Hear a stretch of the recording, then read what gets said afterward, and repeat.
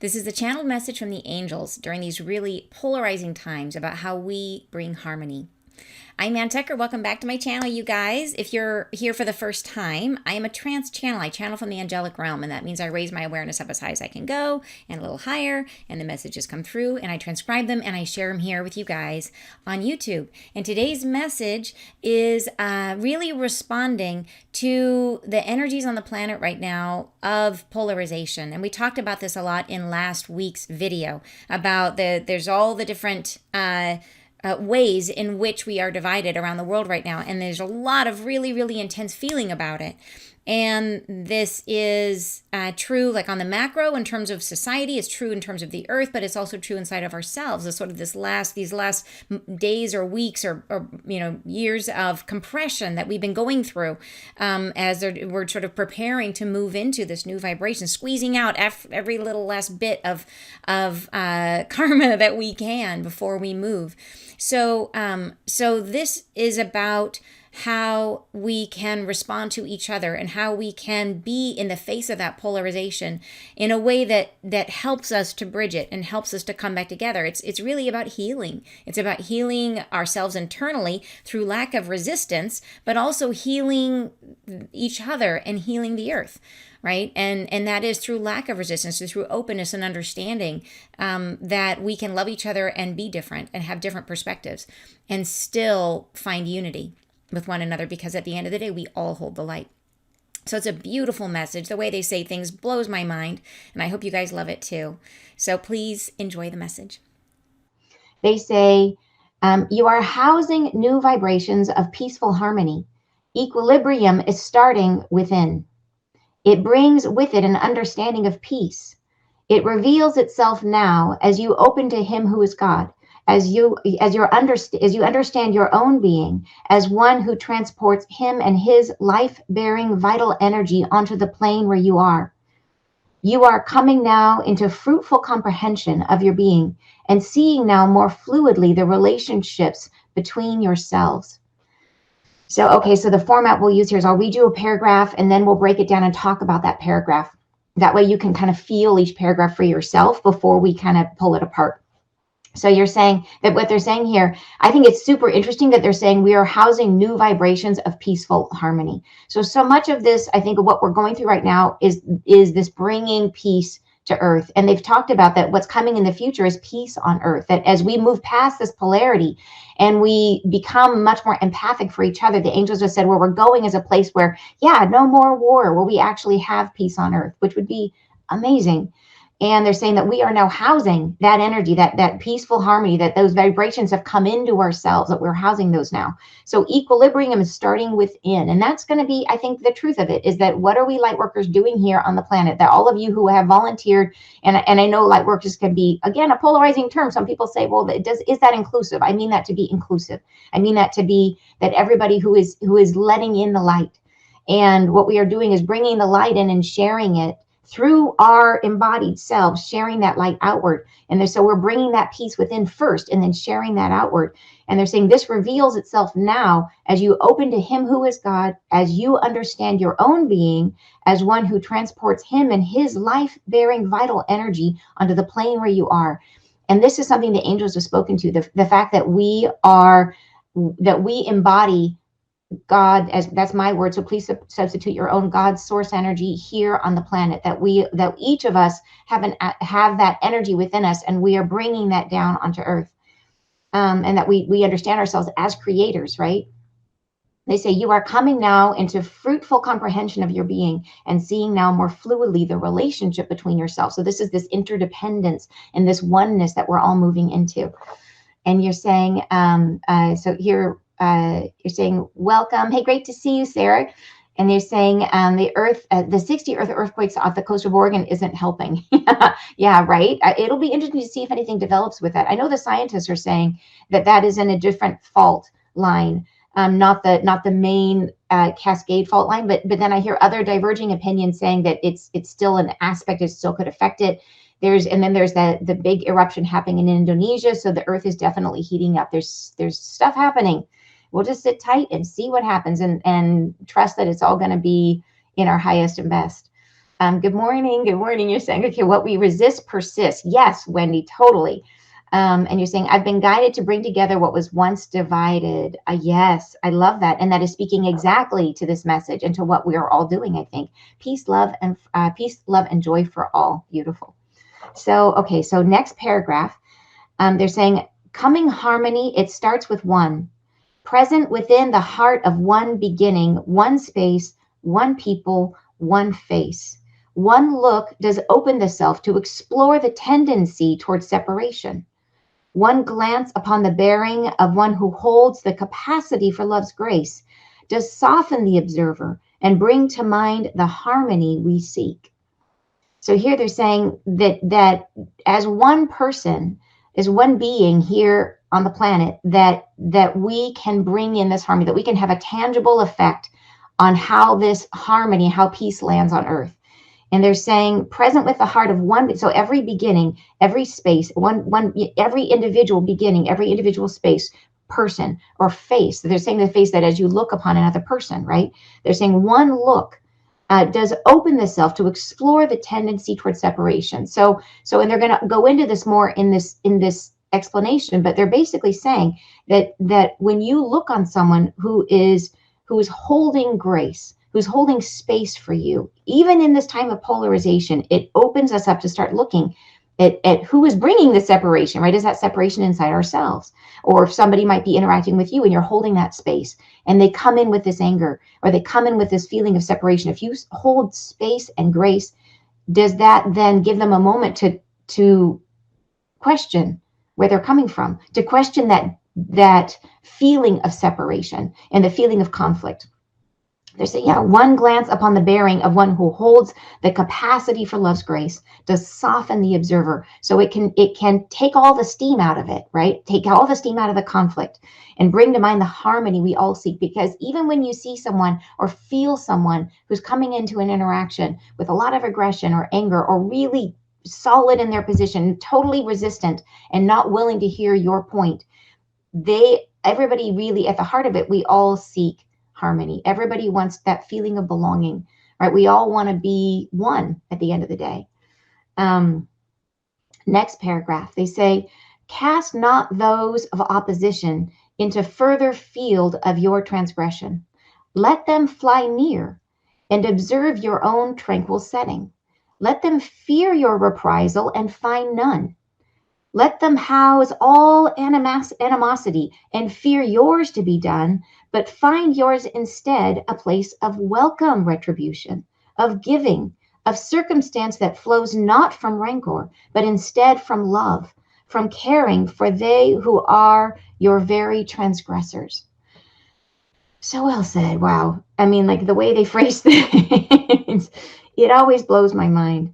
So they're basically saying here, the first line, cast not those of opposition into the further field of your transgression. So they're saying, like, don't push them away. If people are coming into your experience who are coming from a place of division, they're saying, don't just push them away. They're saying, let them fly near and observe your own tranquil setting. So yeah, allow them to have their anger or whatever, and let them know, let them come close enough to notice that you're standing in a place of peace and that you're not fighting, that you're not that you're letting people take advantage of you, or not that you're not just the sort of blowing in the breeze. Like, you can have your own opinions, but that you're not coming at them with anger, right? That you're standing in a place of grace and understanding and willingness to let them have a different opinion and willingness to let them have a different experience. That's huge, right?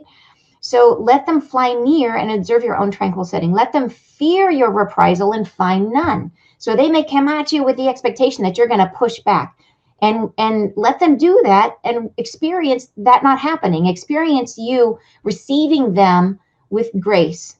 And then they're saying, let them house all animosity and fear yours to be done. So let them go ahead and fear that you're going to be the same as they are, because that's their internal experience of the moment. But then they're going to find that yours instead is this place of welcome, right? That of giving, of circumstance that flows not from rancor, but instead from love, from caring for who they are. you're very transgressor. So it's really about caring about and understanding that every person on the planet is having their own unique experience, that we have to respect that and honor that and letting them feel that grace. And that doesn't mean that you have to give in terms of your, you may hear what they're saying and not agree, but you can still respect their experience and make a place of welcome for them and welcome for their experience and say, I understand that your experience is true for you, right? And love them for that. So yeah, okay, within your experience, that I can understand that experience is true for you. And I know it can be hard because I have had people, the truth of their experience is that like bad things are going to happen to me. Right? It's like some of the, some religious beliefs, they have to make it that everybody else isn't going to go to heaven, or you know what I mean, that everybody else has to suffer. But I think within that there can still be this space of saying, okay, you can believe that, and it's not my experience and it's not my truth, and I can love you all the same. So and you're saying that here it is, that aggression, that expression, especially these days, is so much fear. Yes, I absolutely agree. And fear. And so when they come in, if you are interacting with someone and they come in with this experience and there is fear behind it and they're expecting retribution, then I think not finding retribution can really take all the steam out of it. And you're saying, I love the idea of modeling the way that they are explaining. Yeah, that you're holding the grace and letting them experience it because of how you're responding to them. Yeah.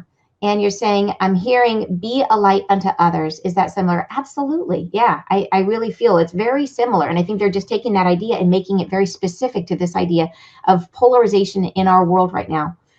And it really is that idea of coming from a place of love, from caring for they who are your very transgressors, right? Meeting everyone from love, from a space of love. All right, the next paragraph, they say, yes, allow their presence. Fear not their cowardly pursuit of yourselves. They are not torment at heart. They are moving into the light as you have come. They are seeing, sensing your opposition to themselves and wish to bridge that harmony, to make a stride toward comprehending their own selves. It is through their own counterpart, through the opposition to themselves, that they bring home the understanding of how to bridge the separation. So this, I think, is super interesting. So they're saying, allow their presence. So when we have these conflicts, what they're saying here, what I understand this paragraph to mean is that these conflicts are serving a purpose in terms of bringing us together. And I think this gets back to that idea of bringing together the divine masculine and the divine feminine, that bringing apart whatever is divergent inside of ourselves.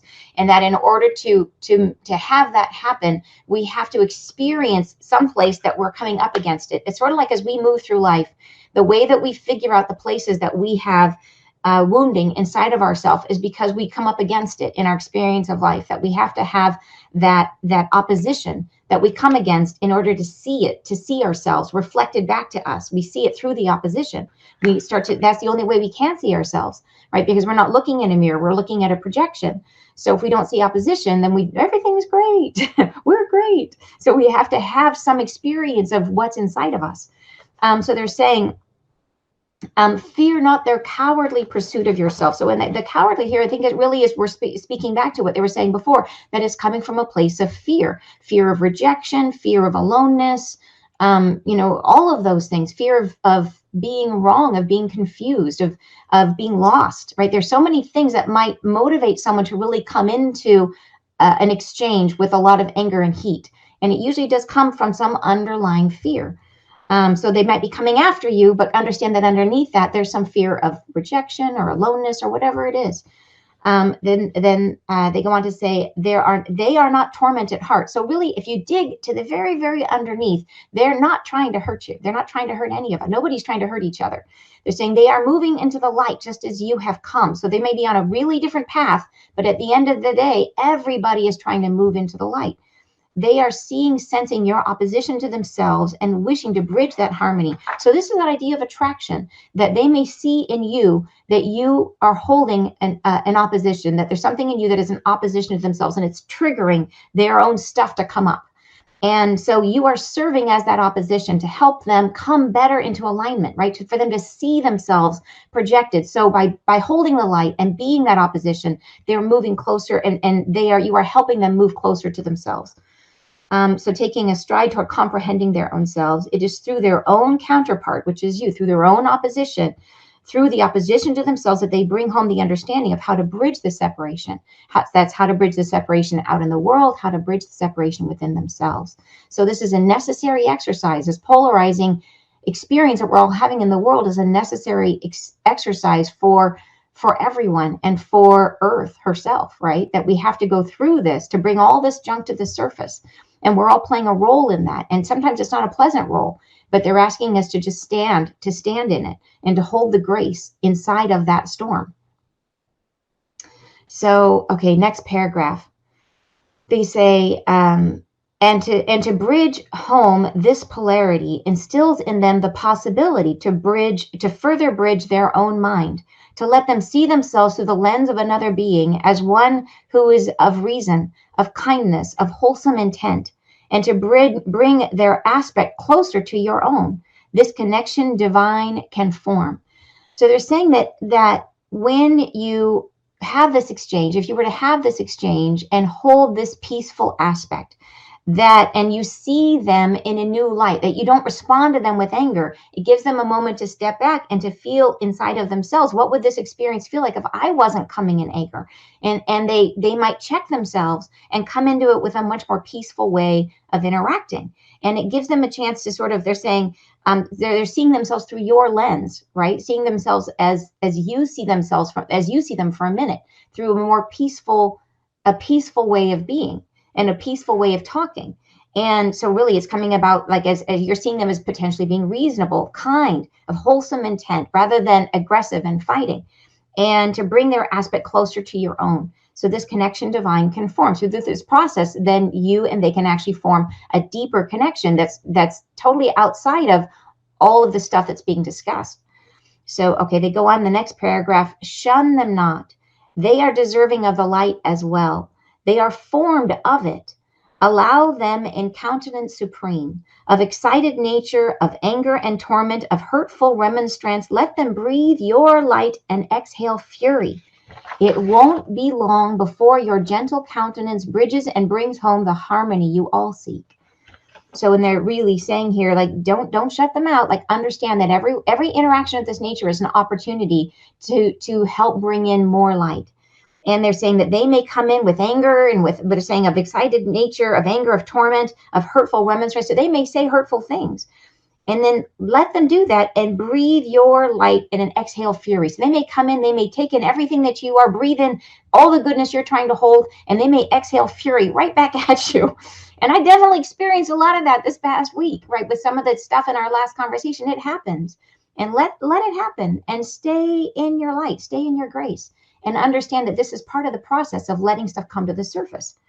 It won't be long before your gentle countenance bridges and brings home the harmony you all seek, that people come to a more gentle understanding of each other, which is wonderful. All right.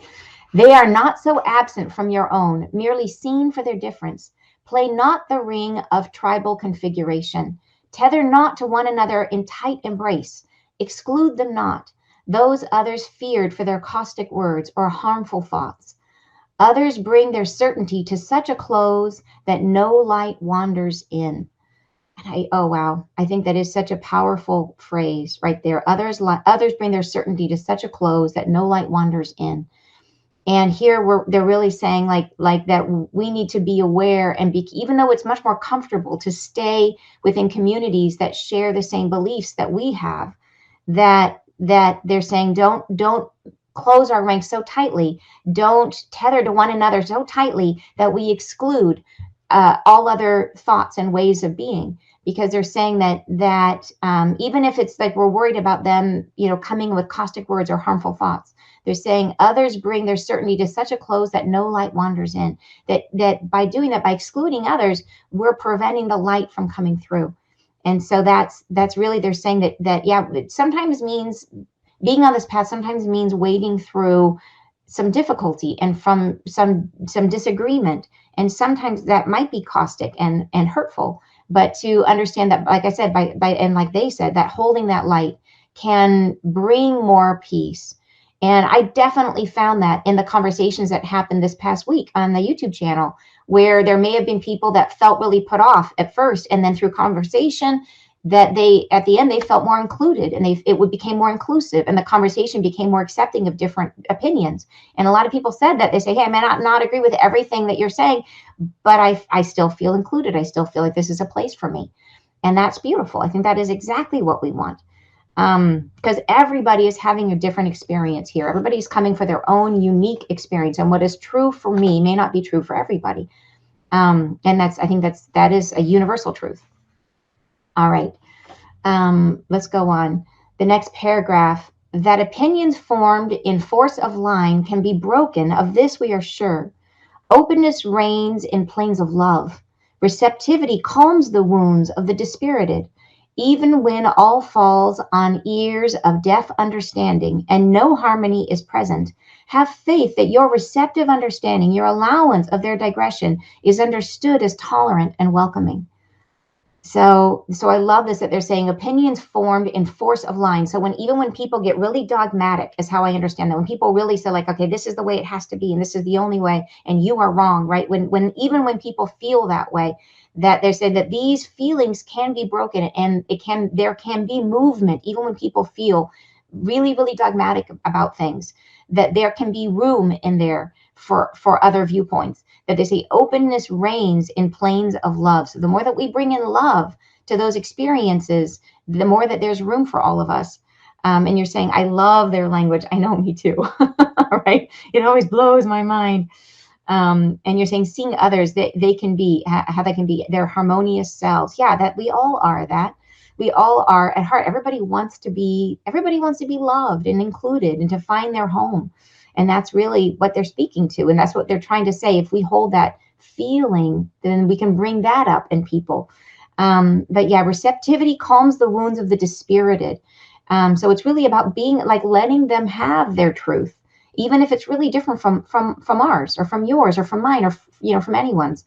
They say that have faith that your receptive understanding, and I love this, even when all falls on deaf understanding and no harmony is present. So even when you're like listening and receiving, and even when they're still coming at you with like, nope, I'm not letting anything you say sink in. I'm not allowing you to have a different experience. They're saying, even when that's happening, have faith that your receptive understanding, your allowance of their digression, is understood as tolerant and welcoming. So they'll at least grant you that, even if they don't, even if they're not willing to budge. Somebody's really, really firm in their own understanding and will not allow that you are having a different experience or a different understanding of how things can be. They're saying, even then, they will at least grant you that you are tolerant and welcoming, and that creates space. Right? That creates an opportunity. So they go on to say, all can attune and love one another as you are, to hold and have the light to share. Forgiven, one is often shaken from the form they have taken in opposition to what is known as enemy. But with the love forsaken no longer, they feel themselves open, and diverging platforms crumble. So yes, like yes, please. Yes, please. So they say, all can attune, and we'll go into that paragraph. They say, all can attune and love one another as you are, to hold and have the light to share. So it's really everyone is in the light. And they tell us that all the time, that everyone is moving into the light. Everyone is made of light. Even the dark is in the light. So it's that idea that once you respond to someone from a place of openness and allowing and receptivity. And that doesn't mean taking on their ideals if you disagree. That means allowing them to have their experience and have their truth, and to allow it to be different. Even if you really disagree, to allow that to be their truth. And they say that's kind of that forgiven. One is often shaken from the form they have taken in opposition to what is known as enemy. So in other words, that whole idea that you have to be other, or that we have to be on opposing sides, that's what crumbles. Right? They say, with love forsaken no longer, they feel themselves open, and diverging platforms crumble. And that doesn't mean that everybody comes to the same understanding. That means that we allow that there are going to be different experiences of this life experience, and that's just part of our paths, right? That over time people may come to a more harmonious understanding, but that's not necessary for us to love and appreciate each other. All right, and then they say, be well and learn from the polarity you feel. Learn your own heart's depth of understanding and respect for another. Tolerate well and breathe the love you wish to feel.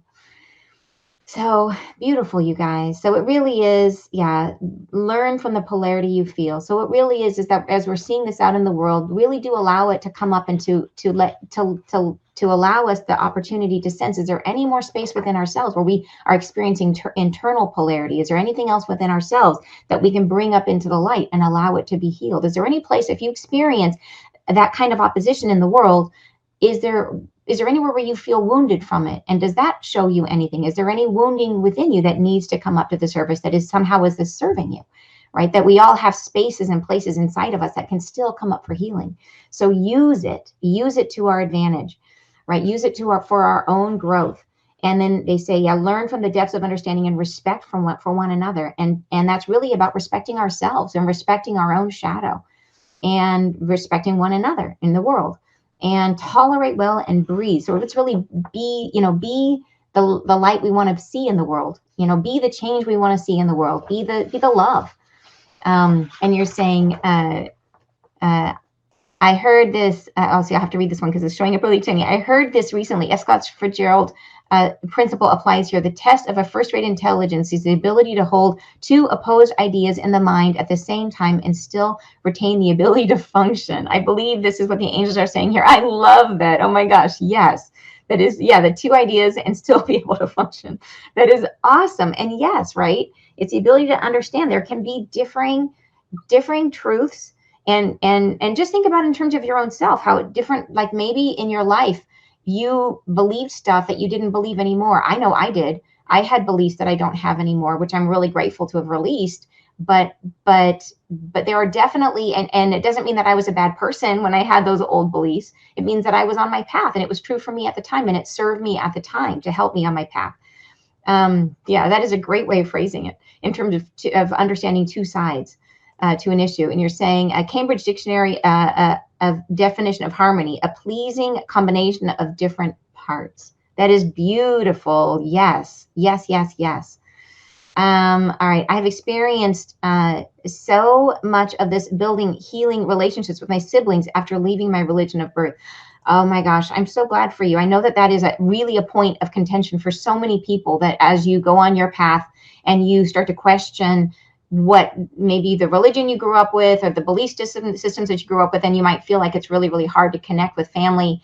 And I know people that their family like cannot forgive them for not respecting the traditions of maybe the established religion they grew up with. And so the fact that you've been bridging that for yourself is just phenomenal. I'm so glad for you. And I hope that for everybody, right? Like that we want to be received with the same kind of tolerance that we're trying to embody. But I think the more that we embody it, the more that we're going to feel it. Yeah. And you're saying, these words are so beautifully and divinely timed, so much chaos, yet so much healing at the same time, exhausting and emotional, but yet a foundational calmness and peace that all is going to be okay. I absolutely agree.